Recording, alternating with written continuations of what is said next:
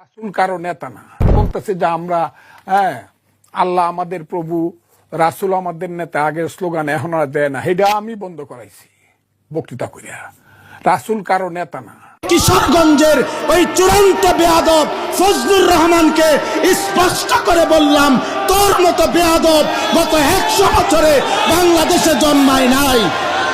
তুই স্বাধীনতার পক্ষের না, তুই স্বাধীনতার শত্রু, তুই এদেশের শত্রু বেটা।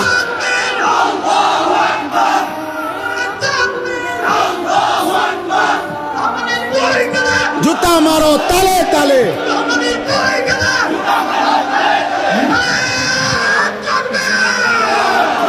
কিশোরগঞ্জের ওই বেয়াদব গত 60 বছরে তোর মতো বেয়াদবের মতো কথা বাংলাদেশে কোন নাস্তিক মুরতাদ, কোন স্বঘোষিত মুরতাদ এত বড় কথা বলে নাই।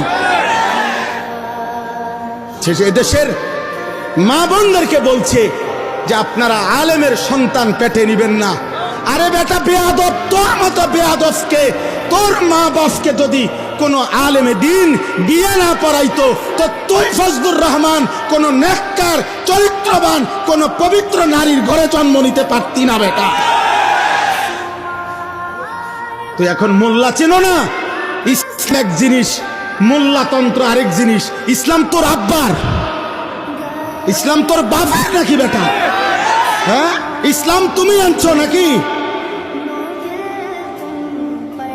এজন্য এটা স্পষ্ট, এই বেয়াদব চূড়ান্ত বেয়াদব।